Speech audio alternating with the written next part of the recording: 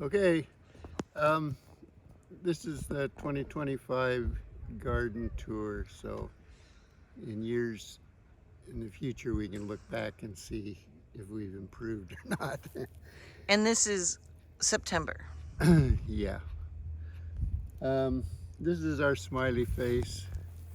This was inspired by Hamilton Lumber has a huge smiley face up on the mountainside not far from here. And in the fall, when the leaves turn yellow, you can see it from the highway, and it's really pretty cool. So anyway, that was the inspiration for this. But unfortunately, like a cat or something dug up the smile, but we have more sedums, so we're going to replant. Yeah, this will get better. It needs to. It isn't as good as it could be. And then Jay's rocks are out here. They're painted rocks. I've been Getting painting. very talented at painting rocks. There's a cute little giraffe and a forest and a house, and I call that Mount Hood. I don't know if it is or not. Yeah. Well, I'll let this truck pass. Yeah, I don't know what mountain it is, but Mountain Hood would make sense around here. I just made a mountain. Then of course you have to have fir trees if you live in Oregon, and we've got 3 Judies right here. Someday we're going to make this more attractive, but I don't want it to be high maintenance. So what we may do is, I'm thinking about just putting comfrey around the edge of that bark, because comfrey apparently will inhibit grass from pushing its way into a planting area. So it's worth a shot. And comfrey's so easy to grow around here.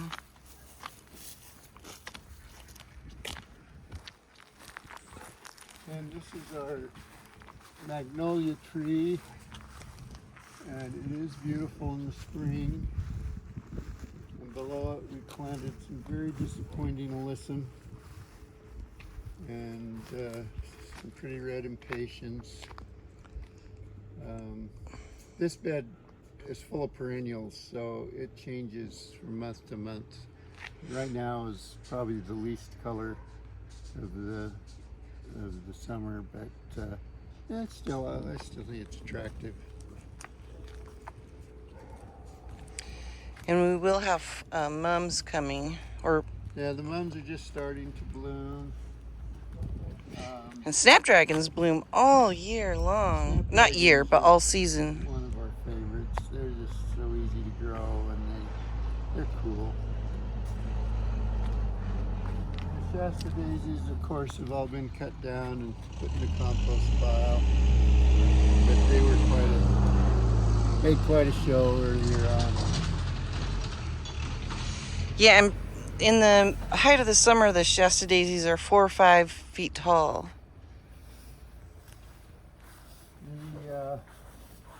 Our house faces west, so the summer sun in the afternoon really makes the house hot.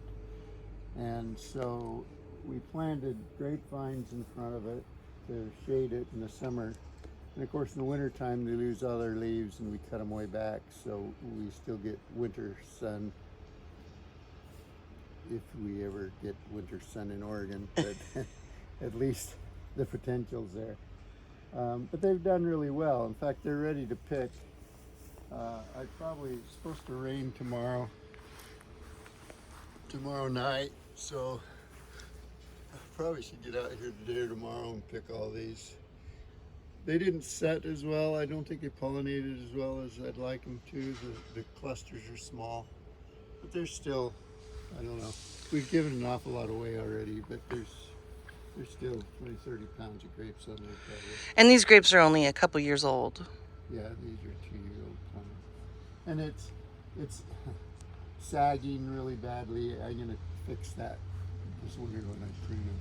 I don't mind the sagging, but yeah, we need to fix it so they grow nice. But it kind of reminds me of like a smile shape.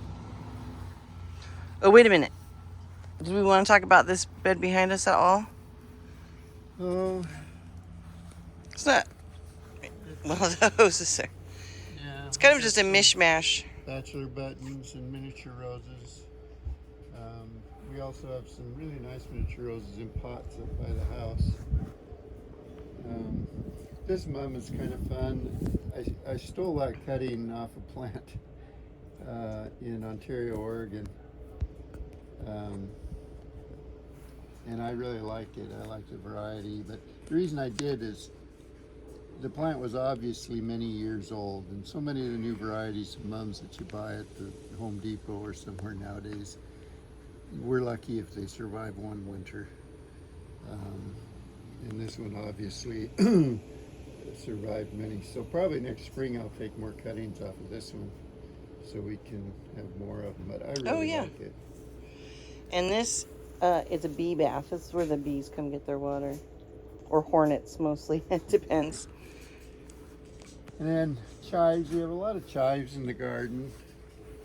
And in May and June, they're absolutely gorgeous. They just bloom their heads off. But they also seed their heads off, so they kind of almost become a weed. And then this bed, since we planted the grapes, has been kind of a disappointment. I think we're gonna pull this gravel out and bring the annuals forward so they get more sun. And I don't know what we'll put at the back. I was thinking coleus. Yeah, that would work.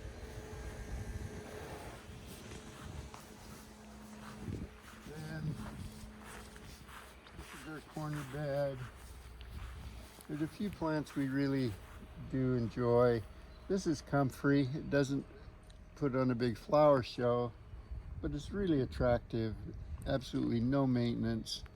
We can cut them back 2 or 3 times a year for compost, put them on the compost pile. They make a lot of green matter. I like them. I don't know why I like them so much.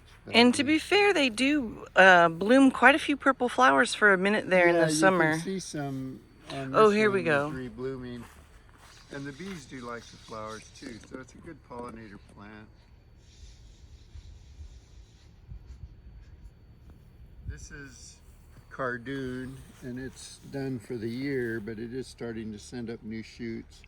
It's a plant related to the artichoke, and people in the Mediterranean area reportedly eat the leaves, usually around Thanksgiving time or in November.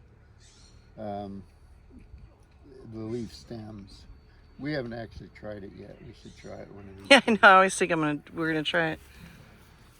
Then this is a pleasant surprise. This is a reblooming iris. This has already bloomed once in the spring and is putting on its second shell. That's always fun. Penstemon, more iris. That's an olive tree.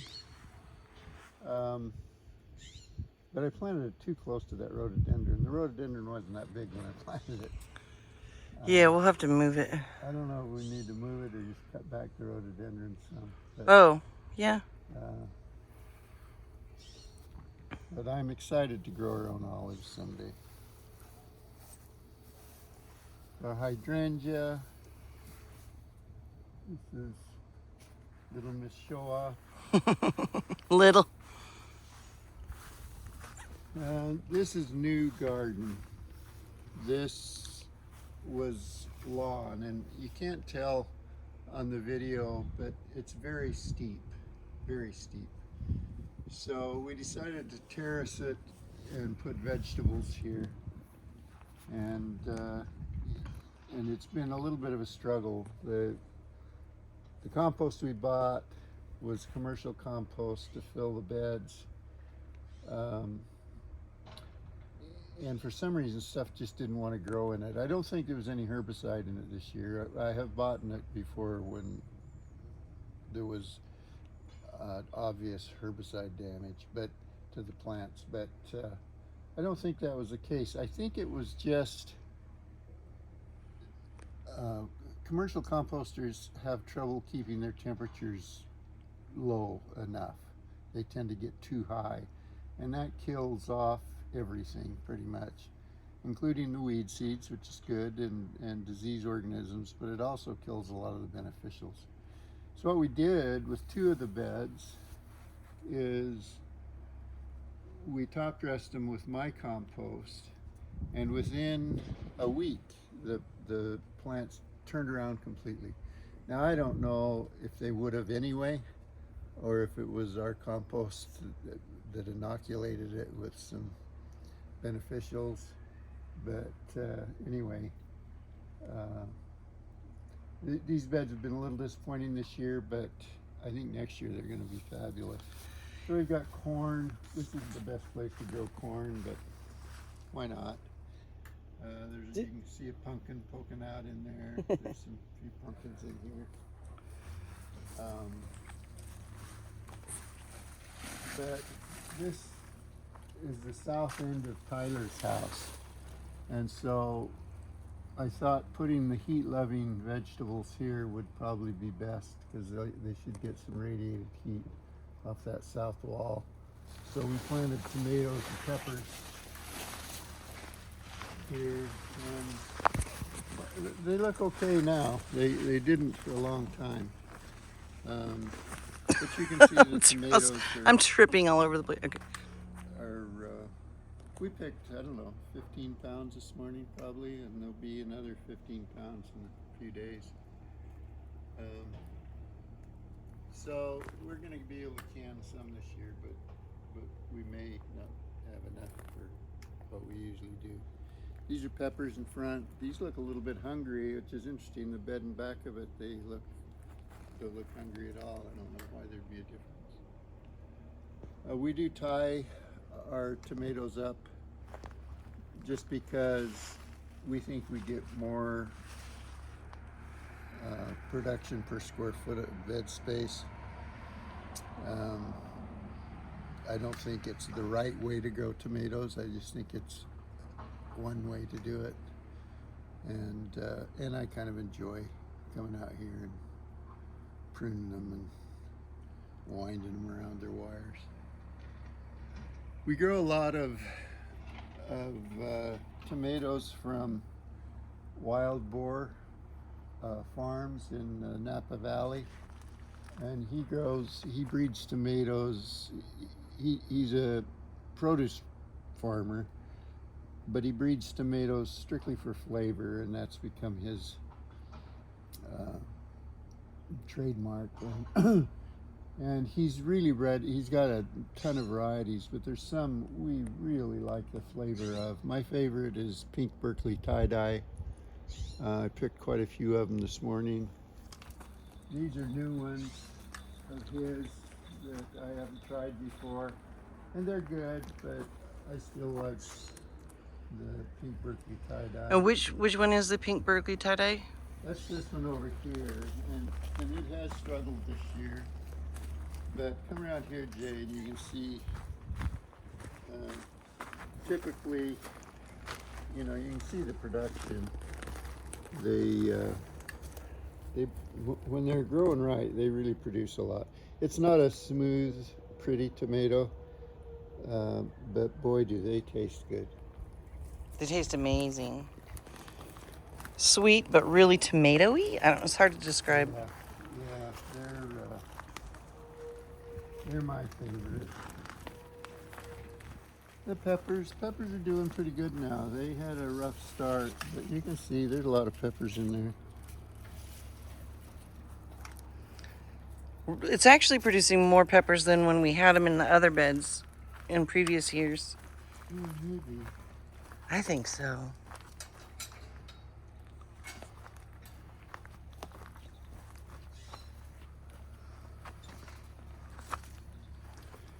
I got to talk about in fact, we need video of these zinnias so we can compare it next year.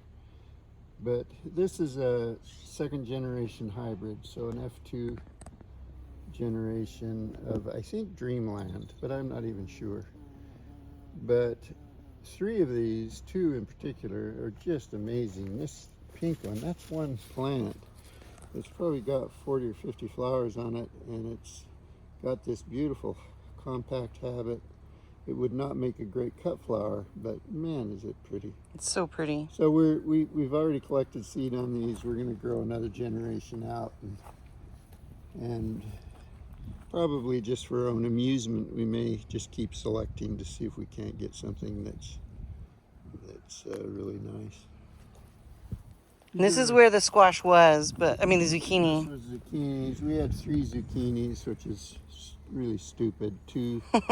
One or two is plenty. It was fun though.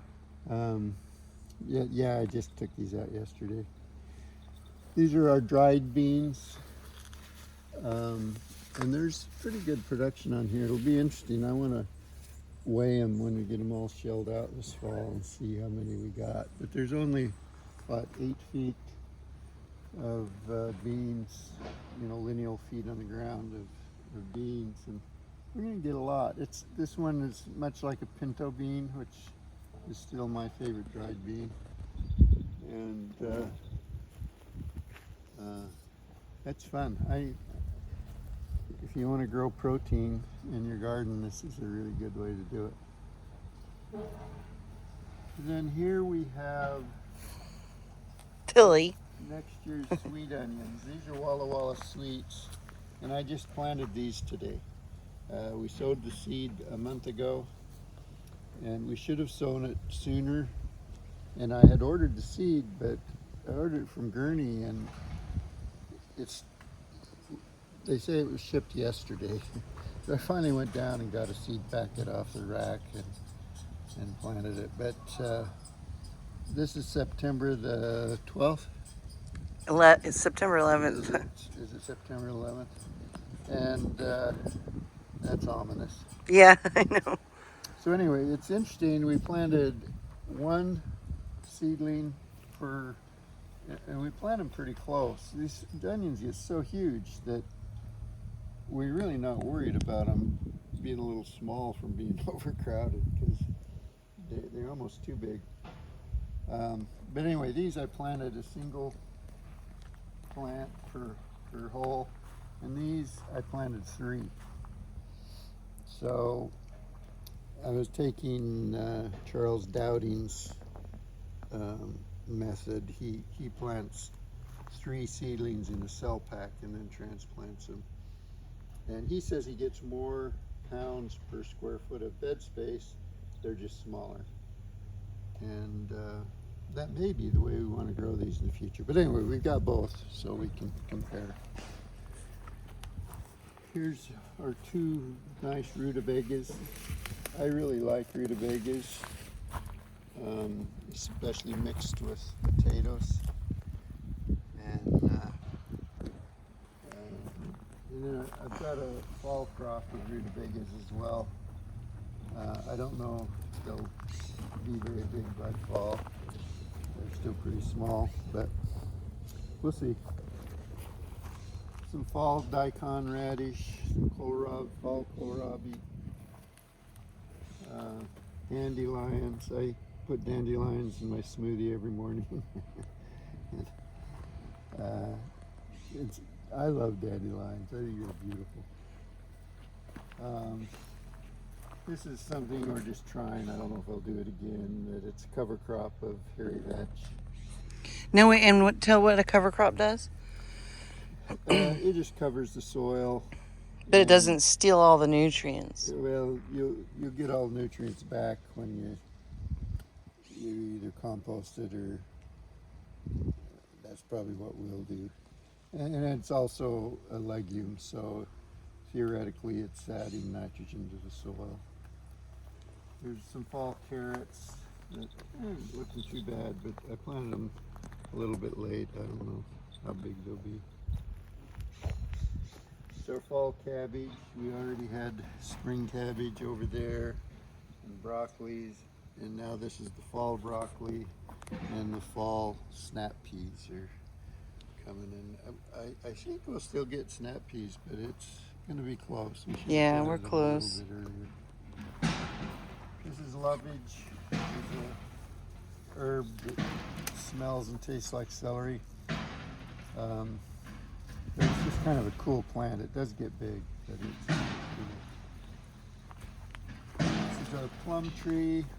We should do a video on the winter pruning of this. Yeah. What we do is you prune your fruit trees if you want to keep the tree small so it's easy to care for.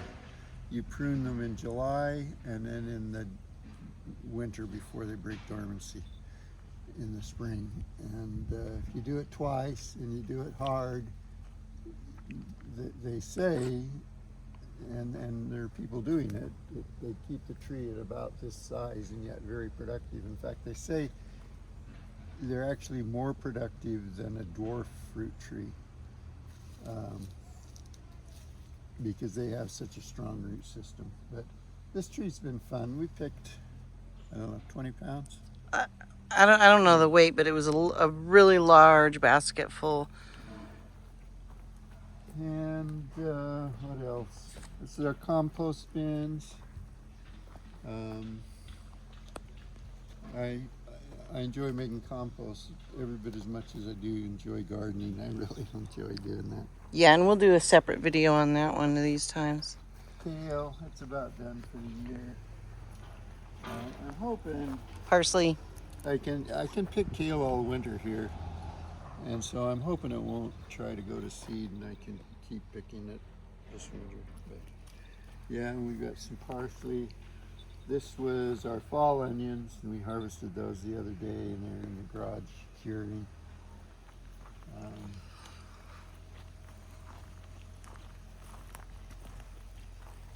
And our beets, we get leaf miner in the beets really badly, and it doesn't seem to really hurt them, but it does kind of prevent us from eating beet greens, and I do like beet greens salad. Next year we can put the cloth. If we put, yeah, we can put an insect screen over them, and that worked last year. There's lovage coming up right here. Yeah, we got it. Random infiltration. No, this isn't dill. This is. Yeah, I don't know what that is. Is that a carrot flower? We don't want Queen Anne's lace. Oh, is that Queen Anne's lace? Yeah. Oh man. No, that's a carrot. That's what I'm saying. It's like a carrot. I think it's a carrot flower. And Queen Anne's lace and carrots are related. That's why it's confusing. But the carrots, there's going to be a lot of carrots, a ton of carrots in here this year. I didn't send them as good as I could have, which is nothing new for me. Okay, well we've got some herbs here in the tires. There was lemon balm here. We've cut it back, but it'll come back in a big way next year. You've got to cut it back because it'll just grow. And lemon verbena here, it's coming down. We've been going to take cuttings off of it, that's why we haven't done it. We need to do that today or tomorrow. Yeah, and then this is our vegetable washing station. So we can wash the vegetables off before we go into the house. And it's I actually am glad I put that there. Yeah. I don't know if I would have gone out and bought this, but I had this table. We had a clean stock house at the nursery, and I wanted a table in there that we could sanitize tools and hands and everything when we were working with the plants. But we never really used it. So when I sold the business, I just brought this home. What's behind you? Yeah, these are my bonsais. I'm no expert bonsai grower, but for some reason I get a lot of pleasure out of doing bonsai. This one I dried out just once this year, and it's such a beautiful plant, but when you do that, dry it out, I mean it'll be fine next year. I bought a bigger pot for it, so this winter I'll repot it and hopefully it will. And we could do a video of that too to show how you repot a bonsai. Yeah, we should. Not that I know what I'm doing. But yeah, so that's kind of the whole garden. Oh, let's look at Well, there's sage over here, and that's the rosemary, more thyme. And then we got really nice basil. Turned out really good. And then more parsley. And we do cook with all these herbs all the time. All the time. These are grapes that I just took some cuttings off the plant at our house in Hubbard, and we really liked the variety, and so when we moved I just snitched a few cuttings, and and they rooted really easily. And it really produces. You can see there's going to be, I don't know, 50, 100 pounds of grapes out these. So there'll be enough grapes we could give every person in town a cluster. But yeah, it's a good seedless grape. It makes a wonderful raisin. And we'll probably dry quite a lot of them. And then we can make, sometimes we can some juice too. Yeah, we're gonna. In fact, this year I think we're gonna try just canning it grape, and I'll see if I can't quit eating cookies before bedtime and Have grapes instead. Okay, I think that kind of covers it. All right, Oregon Garden, September 11th, 2025. And those branches he's got just go right in the compost. That's where everything goes, and that's where we get the soil for the beds.